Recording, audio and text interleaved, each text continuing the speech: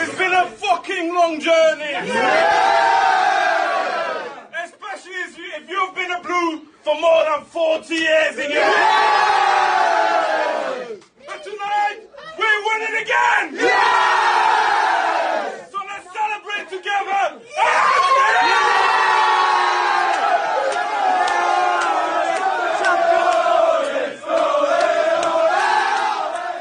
Deja vu! Johan's back. Anyways, you're back with us on Sons of Pictures. You've got me, Henry, you've got CK over here, and you've got Johan. But unfortunately... We lost Izham to Arsenal. Wait, we lost Izham to Newcastle. Not that I'm qualified to say anything this time around. I mean, it was an embarrassing week. Let's get there later. Anyways, we've got quite a bit to talk about, but we've chose to forego the Malaysian League again due to our blackout. And also, we've got the Bundesliga, we've got the La Liga, we've got Premier League, we've also got the Champions League and Europa League draws for you guys.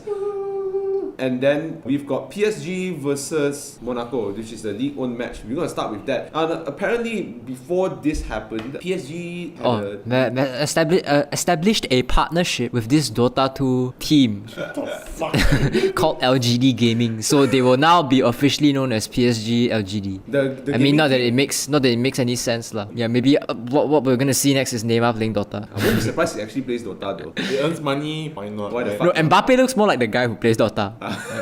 Anyways, let's just go on to the match. PSG versus AS Monaco. PSG destroyed AS Monaco 7-1. All the criticisms undone in one game. In one game and in 1 week. Yeah. Because we were fucking them like... So CK was saying money earlier on, but for your information, Neymar and Mbappe did not play. It was just Pastore, Cavani and Di Maria up. This game itself showed that Monaco did not solve the problem that they It's had just in the not the same Monaco anymore since they lost those central players. Yes. Benjamin Mendy, I Timo forgot.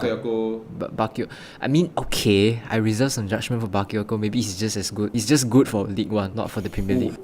And then you got Bernardo Silva at front, who's missing as well. Yeah. So taking up the reins is Thomas Lemar, who was originally a winger, if I'm not wrong, and now he's forced into the centre attacking role, a central forward role in this game as well. It did not work to their favour, but not because Monaco did not try. They did, but PSG were just too good in this game. 7 shots on target, 7 shots converted, while Monaco only had 2 shots and only 1 converted. The thing about Monaco is, from the start, the way they man-marked was really bad. PSG easily diverged these players. They basically distributed the compact defense they used to have in the penalty box so that they have more space to create chances and then score. Cavani's first goal was what so made towards the second half of the game, you could see they tried to keep the pack together, but they were moving in directions that were pretty odd to me. It puzzles me as to how towards the 70th, 80th minute mark, you have 4 defenders all focused down the right flank, but no one is in the center defending. Yeah, you're right. So that's how you concede all these goals. Yeah, and also credit to PSG, because CK mentioned before the podcast that PSG decided to field a sort of a B team this time around. Well, I wouldn't say it's a B team. It only comes off as a B team because Mbappe and Neymar didn't play. But Neymar is not going to be featuring. I would say it's not just as a star-studded team, but if it's still a star-studded team. But if you weigh this in terms of the kind of lineup you have across Europe, this is still considered an A team. I would rather point my focus towards Monaco. What has happened to them this season and what they can do to recuperate or maybe return next season stronger. Probably one of the options is to you would fork out money. You would say fork out money and buy a good centre back, but not really. But like find from the academies players to come up. It will take time lah, but it didn't take Monaco. But I can't remember the last time Monaco actually produced a good academy centre back. If you remember our assessment for Monaco last season was this: they don't have a problem at the back because they're pretty strong up front. So as long as they can get the goals coming, get 2-3 goals registered before the game ends, probably 40-50 minutes before the game ends, they're pretty much safe. It's like an insurance scheme for them. But this season they don't have that firepower anymore. They don't have that assurance at the back either. So this exposes them. This gives them a lot of problems. They can't score goals in front, but at the back they can't defend properly either. So I guess Falcao was a one-season wonder lah. Yeah, and Falcao scored an own goal in this game. Yeah, he scored an own goal. Who scored the only goal? Oh, Ronnie Lopez. MLS. Yeah, but this game, I just want to give credit to Giovanni Lo Celso, who is only 22 years old, the Argentinian kid. Played extremely well in this game. He was nobody last season. He was nobody last week against Saint Etienne. He was nobody last week against Etienne as well. But in this game, he showed why they decided to bring him over to PSG. This season itself, he actually is relatively a nobody because he came from Rosario, Club Atletico Rosario Central. What club is that? Which Argentina. Argentina. Yeah, Argentina first division. Spent 2 seasons there. Then after that, he came to PSG. Didn't get much chances last season, but this season he has featured about almost 40 times and scored 5 and assisted 7. 5 goals. Good stat. 2 of them in this game he scored. One created and converted by himself. I really don't want to jinx this kid but this game. Then don't say anything. This fuck off. Really Fuck off. Move on to the next talk set. But otherwise this was a matter of like Monaco not fixing their mistakes, and this was the punishment that they got from it. This season was basically a punishment for not replacing their players. So let's move on to Barcelona versus Valencia. Hey. Barcelona winning this 2-1. They are now 11 points at the top against they're probably going to win the La Liga this season. But Barca broke a La Liga record with this win. They are now 39 games unbeaten. The last time a team went that far was Real Sociedad 38 years ago. Wow. 38 years ago. 38 years ago, yeah. With 38 games. Yeah. So Barca may have had 62.5% possession over the opponents, but Valencia was the one that actually started brightly. Barca was quite slow in this game at the start before Coutinho made that pass in the 50th. But they were pretty dominant throughout the game. Who, Valencia? Yeah, no. Barca. Barca. Yeah, you're right. They were coming off a back of a defeat and exit from Champions League. Huge This is a blow. huge. It's a huge fixture if you put it in that context, because they needed to prove themselves. You know what? I can't succeed internationally. I'm gonna become king at home. I can't succeed internationally. That basically means that they're gonna turn into Bayern in the near future. Well, but this game was. I kind of think Valencia had their chances. They did. But those weren't like chances they earned. It's more of like defensive mistakes by Barca, and then they didn't exploit them. Yeah. So if they did exploit them, they stole a point away. We wouldn't be giving credit to Valencia. We would say that Barca were the better team, but luck was just not on their side. Especially, Titi was the one that scored the game winner. It was a superb goal as well. But one thing to point over here from Ernesto Valverde is that he has converted Philippe Coutinho from a central attacking midfielder to an all-rounded midfielder. I mean, that was all. That was something that I don't know. I don't see Coutinho going back to defend back in Liverpool. He was more up front. This time around, he's more of a box to box. I mean, He's being converted into a box. Valverde has a tendency of making sure his players can play in flexible positions. Yeah, I agree. That is what he likes to do. no, actually, back in Liverpool,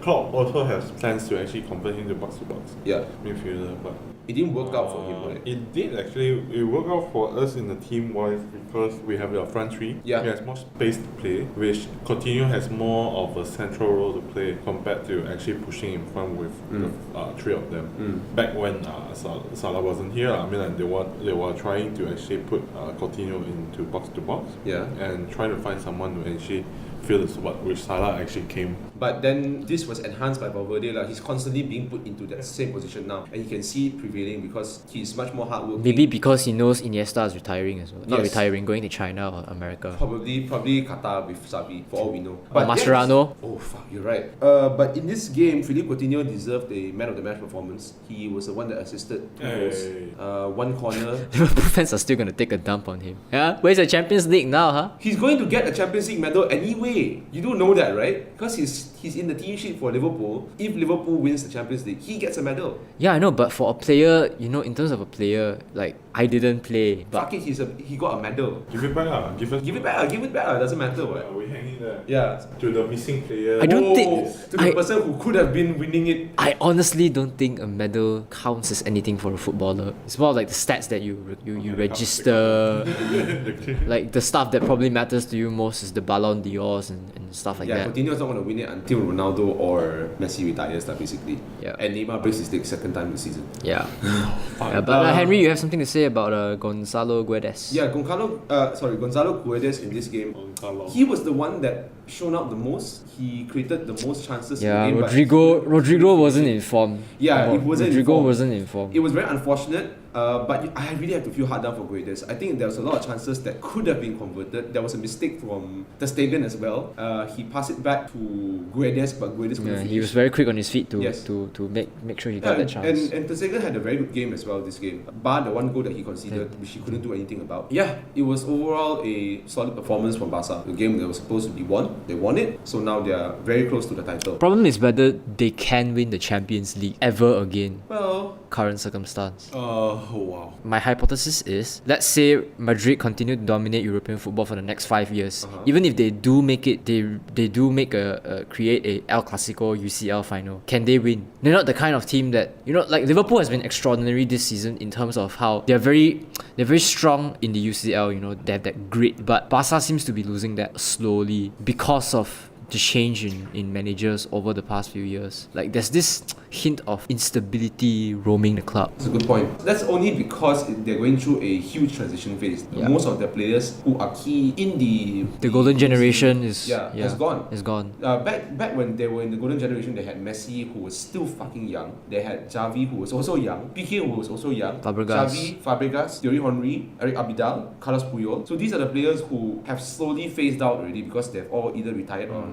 lost form. Until Messi really goes up to the club, then we cannot actually see a new Barcelona. I think That's the what I earlier agree, yeah. the earlier Messi leaves Barca, the better it will Yeah, be for the club. because it's gravitating towards Messi. Yeah. Messi has to carry the team. Yeah. It used to be the front three back when Suarez, Neymar, and Messi were there. Funny how Messi has to carry club and country. I'm just waiting for Messi They to start leave crying. out of a tantrum, then come back again. Like I will leave Barca for China, and then I will come back after 6 months saying that I've had enough of my holiday. Anyways, let's move on. Speaking of holidays, let's talk about Borussia Dortmund, who are still on holiday mode because they're still What do you fucking mean? losing. What do you mean still on holiday? Because they are already on holiday Oh, mode. I'm triggered so far because of Schalke. Schalke beating Dortmund. That's like This is a derby, right? This is a river This is derby. a derby, yeah. Schalke beat Dortmund 2-0. this does not happen. This does not happen, but you have to understand that back in the 08-09 season and the earlier seasons, I still hate Schalke Schalke. were, yes, I know you hate Schalke, but Schalke were one of the best teams in the Bundesliga. Except for Huntelaar. Yeah, except for Antela. The most useless Dutch striker ever. Still triggers me all the time, dude. I only will remember him as the guy who ate grass. Yeah, he was scored good. a goal though. He was okay for Madrid, alright. He was okay for Madrid, Not okay for Dutch. not Dutch okay football. for Because Netherlands. come on, man, Holland back then had so many good strikers. Yeah. He wouldn't have gotten a chance to play. Basically, he was in Still. Van Persie's shadow lah. Yeah. No, I mean Van Persie, when it's the right shadow. Oh fuck, you're So you think right. about it. And Van Nistelrooy came out of retirement to play one more time, right? It's still shit. Huntelaar still shit. He hunt his ass lah. Anyways, he's no longer I don't know why. It still feels like he's still in Schalke somehow. But this game, It's the Goretzka era already at it's now the Schalke. Goretzka era, but it doesn't matter because it's going to be over anyway. Goretzka's going to Bayern next season. Wow, you're new. This river derby was really good for Schalke because there was no competition at all from Dortmund. Dortmund had so much possession, but they didn't know what to do with it. And now I've understood Johan's point of Batshuayi not being the replacement for Aubameyang. Yeah, Not remotely close. Yeah. Fuck's sake. that's why you need Batshuayi, yeah. If right. Batshuayi wants to feel good about himself, he can come to Malaysia and play for JDT. You're gonna get knocks on the door. Just saying, we're gonna be thrown in the crocodile farm. Yeah, after they this. can play for West Brom lah. I doubt it, dude. Even in West Brom, he won't perform. I doubt it, dude. Look at Sturridge, man. But this game itself, Batshuayi was not there. Pulisic had nobody to feed, so he had to shoot himself. Forget Pulisic and Batshuayi, dude. Poor Royce. Poor Marco You're right. Royce. Marco Reus was the. I think he was the only one who was trying to carry the team in Yes, the whole he was. game, right? I think. For a person who has been injured so many times, and he's the one who's It's like, I'm carrying. back, guys. Oh, the FIFA 19 cover. It's like he's going in like, yes, guys, I'm back. Honestly, and then all of a sudden, it's just. Honestly, if he oh, opts we don't wanna out, play anymore. if he opts out of Dortmund, right, I think no one should blame him. No, I don't disagree. Like, I don't disagree. Fucker put his career to waste. And also, like, I don't know, like, his injury came at a very wrong time Yeah. because World Dortmund Cup were, also. yeah, he missed the World Cup. Dortmund were doing very well up to the point where Tuchel was fucking up the team in the last season. And now when he's back, he's Then got Götze Peter got Stoger. fat. Then Götze got fat. And then now he has Peter Stoger as manager. Peter Stoger is basically just there to say, hey, our season has been over since, your previous manager got sacked. I don't even remember his name anymore. Peter Bosch. Peter Bosch. Fuck me. He was so insignificant Jurgen is like Hodgson in fucking Liverpool. You know, when Peter Bosz left, Sugar is just, Bosz is gone. Season is basically over. Let's just see what we can do. If we win, we win. But actually, it makes sense. It does make sense. What else can Dortmund do at this point? Yeah. Batshuayi apparently sustained a really bad injury. I thought there were reports coming out saying that he might miss the World Cup. Fuck. Yeah, I think so. Let me double confirm. So the silent M is Miss. What do you mean? Batshuayi. What do you mean silent M? His name starts with a fucking M, dude. Yeah lah, it's a silent M, right? Batshuayi. No, it's Michy Batshuayi. Oh, sorry lah. It was never Michy Batshuayi. I thought it was missing Batshuayi. Yeah. Fuck. Belgium wants to supervise Michy Batshuayi's injury treatment. Missing. So it means basically he's still in the plans. I mean, not that he's gonna get to play or make an impact for the Belgian squad in the World Cup lah. But season's over, right? Yeah, it's over for him. Well, basically Dortmund's I fucked. don't think he's ever gonna play in the Belgium squad lah. Just saying. Dortmund's fucked for this season. He can go and play for Aston Villa for all we care. But We have to talk about be that the free. black sheep. We have to talk about that free kick, no. We have to talk about the free Oh kick my from god! Ronaldo. I tell you, I was eating lunch with my colleague, and then I saw that goal. None of my new colleagues know that I love football yet. I saw the goal, and I was like, woo! Then my colleagues all look at me. You okay? Like, Black man. woo, Kachi! Get in! Fucking hackers! But yeah, that goal. I think that capped a sweet victory Superb. for Dortmund. I think it was Toprak or someone who was at fault, right? Like touched the ball. Or it was Roman Berkey who positioned them wrongly because those four defenders were they were out of touch with the ball. No, the thing is, right, it didn't go through the wall. It went above. It went above the wall. So the wall. Roman Berkey has to ask himself, why did he situate those four the wall there? Okay, there was a slight deflection that was not from the wall that actually. But from someone who tried to dodge away or something like that. Yeah, he tried to dodge, hit just a bit, but the shot was so powerful. There was nothing Burki could have done. But in this game, I think Burki made some key saves lah. But it doesn't matter because they still lost. Their defense is just. Yeah, that's why you fucking buy Toprak for what? What the fuck? Their defense is Liverpool last season.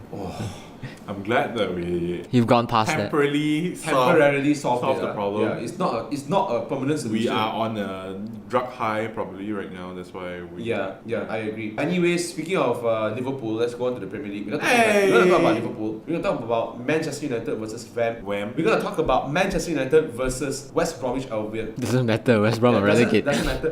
They're relegating. They're gonna be relegated this season. But this game was just like The manager though, the new manager for West Brom. Yes, the temporary manager. Darren Moy or something like that, No, if I'm not the fuck? mistaken. Yeah. Still, beating United star-studded squad 1-0. Yeah, Darren Moore. Darren Moore. Correct, Darren Moore. Apparently he's very popular at the club. West Brom guy, in and can't out. even- Everyone wants him for the job and he's been there for like forever. Yeah, but next season is probably not going to be unless they get relegated. He's probably going to stay. Yeah. Hey, West Brom has been in the Premier League for quite some time now. Yeah, they have been. Since I was Form 3, I think. Yeah. Fuck. 2010. Were you guessing? Yeah. That was 8 years ago lah. Yeah. But in this game, I don't know lah. United were fucking disappointing in this game. I think what Mourinho came out, I think if I was not mistaken, I didn't watch the game, I didn't watch the highlights, but what he came out and said is, I know how to win, but I can't, something about the play, but the players don't know how to play or something like that. He said something along those lines. And yeah. What?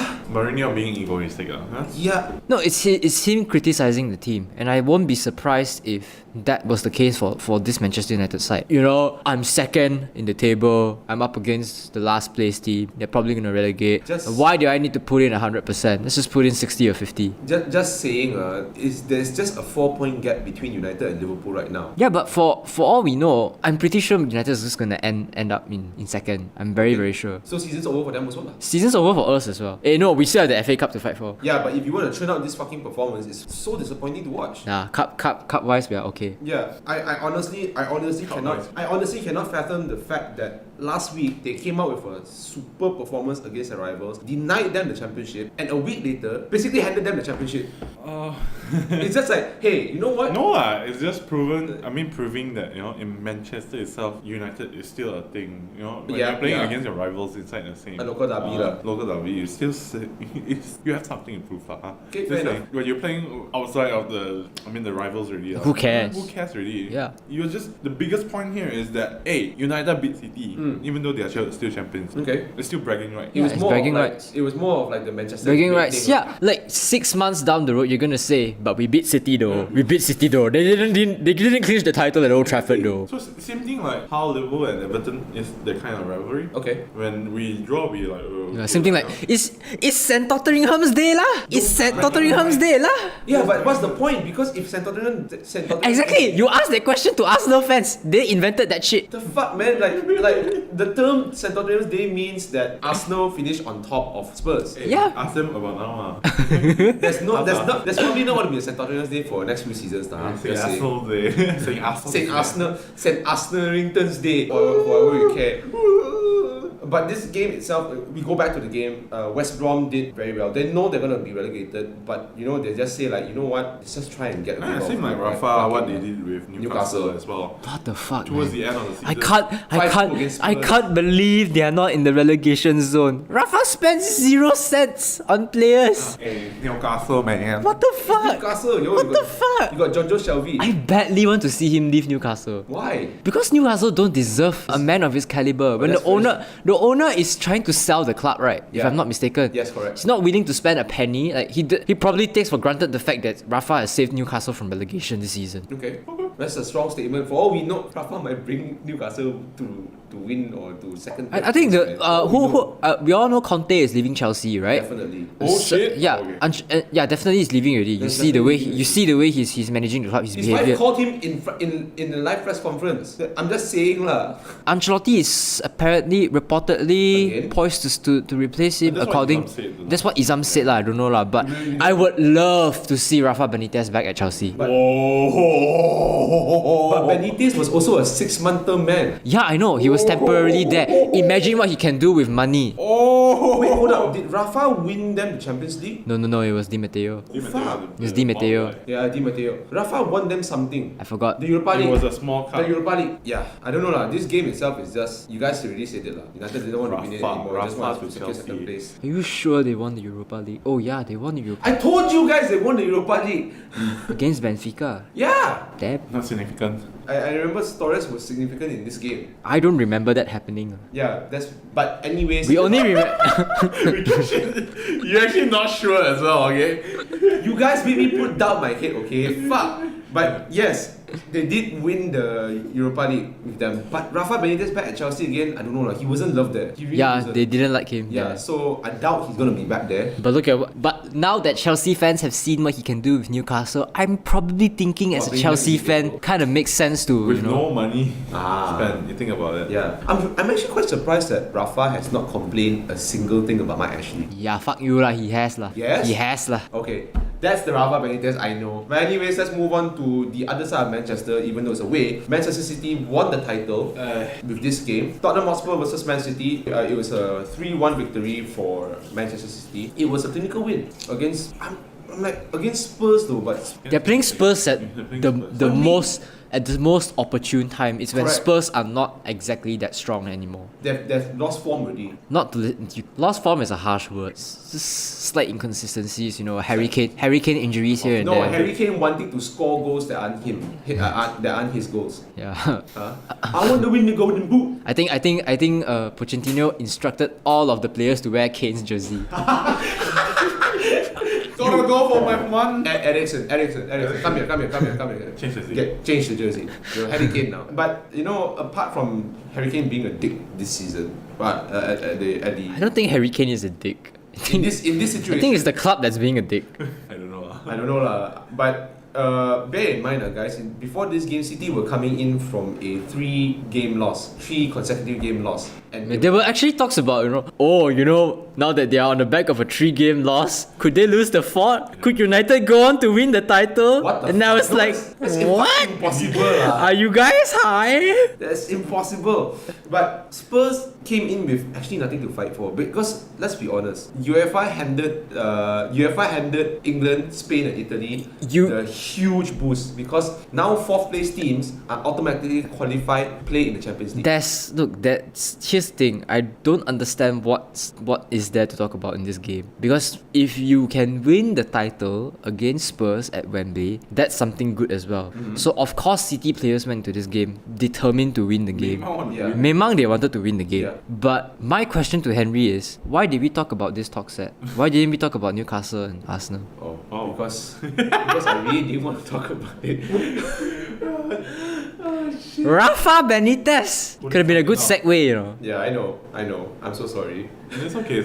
But I just want to talk about it because City won the title a week later. We all knew they were going to win the title. Come on. Good for them lah, good for them.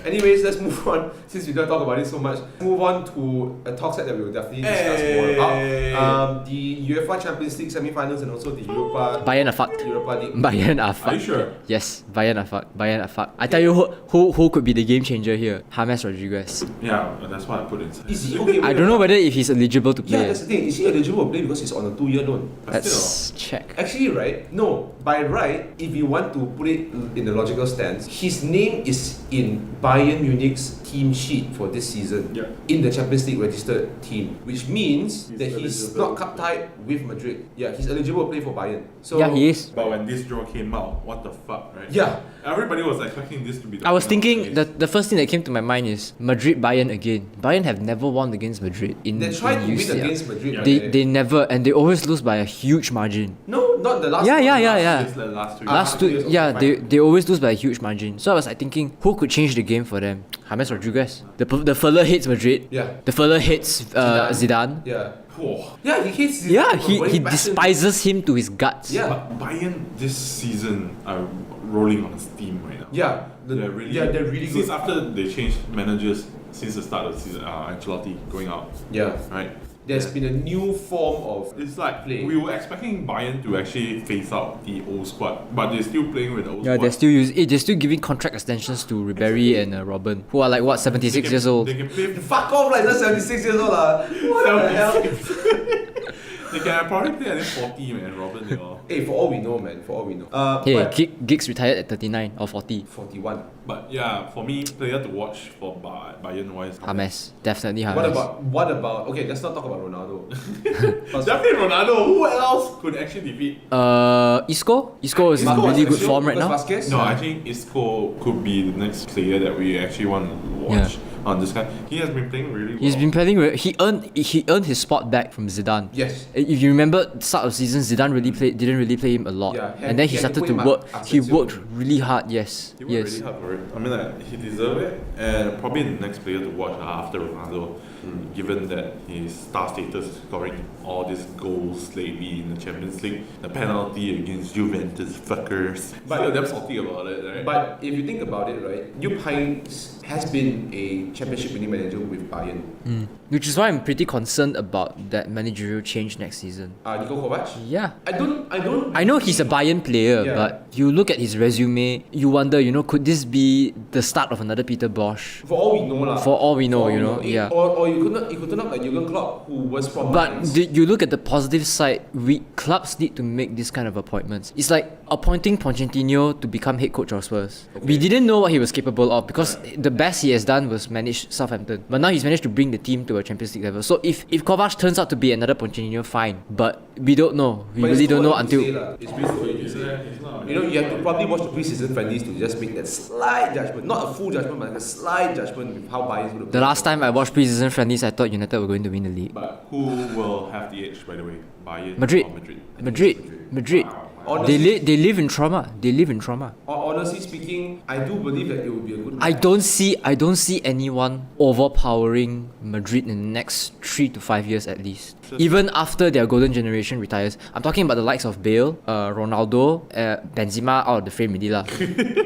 Modric and Ramos, these players, after they retire, I still don't see how other clubs can overtake them. But I feel Bayern could be that squad that actually overcomes this Madrid. Even if they do, what's next for them? The finals, lah. What's next for them? After the 10-year... What? After the 10-year contract, offer another 20-year contract to Robin and fucking Why the fuck Ribery, not, is it? man? Let them play until they're 55, is Yeah. You can run, right? Ribery, he looks 76. it? Fucker, in Malaysia, they're supposed to retire already by then. Doesn't matter, man. But yeah, I'm looking forward to this match. But I do foresee that it's going to be very one-sided. Yeah. Anyways, let's move Wow, on. one-sided actually. Madrid is probably going to win this. Okay. It's going to be... Not when they play at home. Yeah. Probably not when they play at home. Okay lah, you have Juventus who we thought that would play superb at home, but Bayern really needs to make sure that they make their home stadium a fortress. Last one before we move on to the next talk set. Bayern plays superbly at the Allianz Arena, okay? And over here you have put in that in 2016-2017, Bayern were actually down just by 1 goal. Against Real Madrid. But when they went to the Bernabeu, they got destroyed. Yeah. But here's the thing. That's because of overtime. Extra time, correct. Extra time. But here's the thing. Madrid this season at the Bernabeu has been fucking shit. Could this be the turnover? You don't know what. You really don't know because when it comes to Champions League, the atmosphere is totally different. Yeah, but they still remember Anfield? Remember fucking Anfield? Oh yeah. Speaking of Anfield and atmospheres, we're going to talk about 2 places with I think one of the best atmospheres for this season. Liverpool versus Roma. Salah. There's a full song by the way. I know.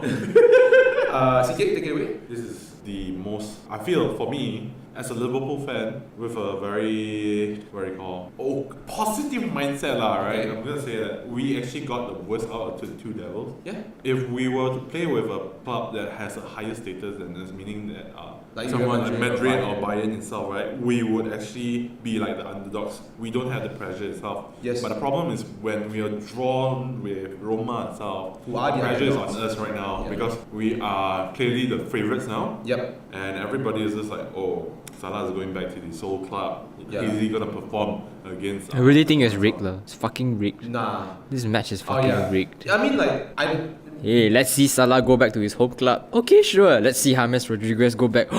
Double home returns. Let's do it. Blown. But in all everyone in seriousness, UEFA just joking off to themselves, like, oh, so great. probably Roma is the only squad that actually can stop Salah, I feel.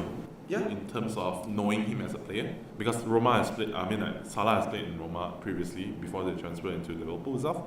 But I'll say Roma will be a very tough match for Liverpool. Yes, Liverpool has to go in with a huge goal margin. Now that we're playing at home, Liverpool are playing at home. We're not talking about 4 goals. We're talking about more than 5 goals, which is probably impossible. For all we know, it's probably impossible. If Roma force a 1-1 draw, it's over. If Roma force a 1-1 It's draw, over. Liverpool is fucked. It's over. But then you see, that's the thing about Liverpool, you know. The last time we thought they would lose to Dortmund in the Europa League, they fucking won. And then when we thought that they would win against Sevilla, they lost. Yeah, exactly. That's what I'm saying. That's the thing about Liverpool, you know. It's very hard to call this match because Roma is on a high in the Europa. Don't get me wrong, I would be glad to see Liverpool winning the Champions League this season. Okay. It would be a great... Don't fucking jinx it right now.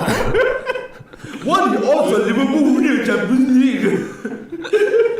Actually, the odds are pretty low for us to win. And this fucker is just jinxing it right now. So maybe our chances are gonna be like, even lower now. So I'm like, if we lose, then we're gonna blame it on him, we're blaming it on Johan, saying it, Liverpool. I won't be the only one having this sentiment. You can ask Izham the same thing. Curious. Anyways, I honestly just worry about. I'm not worried about Anfield. I'm really worried about Olympico Stadium. Stadio Olympico. If we go down there with a 3-goal margin, it's not even safe. It's not even barely safe. You all should celebrate. You all should celebrate the moment you all enter the finals. You don't need to lift the cup. As long as you enter the finals itself, it's an achievement already. I agree. Honestly, like I don't. Jokes aside, I do agree with that. Honestly. I've not seen. I mean, like, when was the last time an English team entered the finals? You're right. Manchester United and Chelsea. That was 2008. Bro, Yeah. 2008, 2012, bro. Oh yeah, Chelsea won the Champions League. I fucking forgot about that too. Fucking 6 years ago, bro. Yeah. When you were. Anyways, let's move on to the. We talked about the player to watch for both teams. Definitely Alisson from Roma. Yeah. He's gonna be the person. The Greek god Manolas. But I'll say Alisson will be the key player to watch to actually deny Liverpool this win.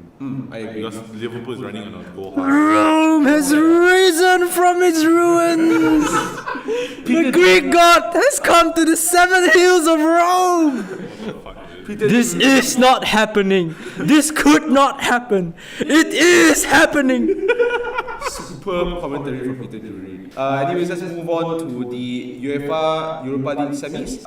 The first one is Marseille versus Red Bull Salzburg. Now, this game, right, I actually thought Marseille would lose out to Leipzig. Leipzig. Because And Leipzig you see was Red actually Bull, leading. Yeah, And suddenly, they decide to go on a 3-goal, 4-goal rout against Leipzig. Tauvin, that player, that young player. Florian Tauvin. He was in in Newcastle, right? Yes, exactly. And I never knew about this player until yesterday. I'm like, what the fuck? This guy was in Newcastle and he actually sold them to Marseille. That was before Dude, this. he's such a good player. Yeah. And for his age, right, 25 years, already scored 20 goals for this He's season. only 25? Yeah, he's only Fuck's 25. sake, I thought Tauvin was like 26, 27 when he went to Newcastle already. He's only 25, dude. Shit! So meaning to say that when he had his career at Newcastle at the time, right, it wasn't matured yet. He was I would probably say. developing. He was still developing. If you were to see him play the caliber he is playing with Marseille right now in the Premier League, dude, everybody will snatch him up already. Dude. Yeah, but no, I don't think they want to see him in the Premier League again. lah. I'm not convinced lah. You're not convinced. But If a player is good in Marseille, then unless you're a Payet, I actually said the Payet. The fuck. Dimitri Payet. And Payet is not performing for Marseille, which is the total Surprising. opposite. yeah, The true definition of a one-hit wonder, one-season wonder. in West Ham somewhere. And Salzburg is the clear underdogs in this Fuck, tournament. dude. I have no idea who their players are. I know they play for Austria. That's Yeah. all. Fuck. But Salzburg has always been a feature in the Europa League, but they've never gone this far. They've never gone this far. Yeah, they've never gone this far. So yeah. it goes. I mean, it will come to the question where can Salzburg sustain the magnitude of the competition? I think they're the Celta Vigo of last season. Celta Vigo last season. Yeah. Yeah. You never heard of Celta Vigo this season, right? Yeah, this season they're fucking quiet. But Salzburg-wise, they have actually played with Marseille before, and they actually beat them one time. Oh shit! And the 2 times they've actually met. And Salzburg has not lost Against Marseille. before. They have a good record. Coming from the That history stats, of the stats itself, I would say Marseille has a lot to prove up. Against Okay, Salzburg. okay. Let's move on to the last one. Arsenal versus Atletico Madrid. I want to compare. I don't want to say anything. know. I don't want. Do anything. I I don't want want to to say compare anything. the five. No, actually, I don't want to say anything. Arsenal will win this. Arsenal will definitely What? win this. What the fuck? Izham, if you're listening to this podcast, Arsenal's fucked. Arsenal's definitely gonna win this. Diego Simeone will be so impressed with the Arsenal club. he will jump shit to Arsenal. Anyways, this game, Arsenal are investing extremely heavily in the European Championship right now. But they're because- putting all their eggs in this basket. Because there's nothing for them to fight for anymore. In the league, The only difference is Alba is cup tied, yes, and Miggy is alright in Europe. and you've got a Diego Costa and Griezmann up there, along with a Costa's not With a Oh, Sao- Costa's not cup tie. Oh yeah. Interesting. We've got Lacazette who's still not on form yet. But he did score against he did Newcastle. score lah. against Newcastle. Yes, it doesn't matter because they have Danny Welbeck.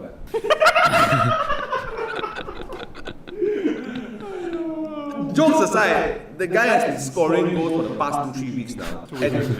And he would probably be the only saving grace up front for Arsenal. That guy scores. All hopes of Welbeck now, dude. Welbeck scores the most bizarre of goals. Out of nowhere, the ball just deflects off him. He scores the Harry Kane will be like, that's my goal.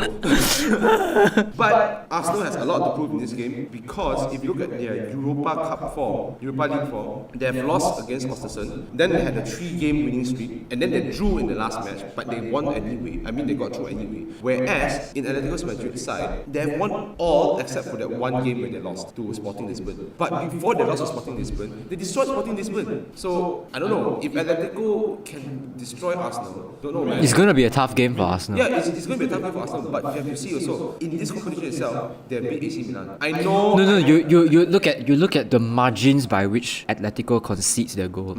Okay, fine, they may lose 1-0 to Sporting Lisbon, stuff like that. But they are still a pretty strong side defensively. Yes. And if there's one thing I know about Arsenal is up against a team that parks the bus or plays defensively, they're done.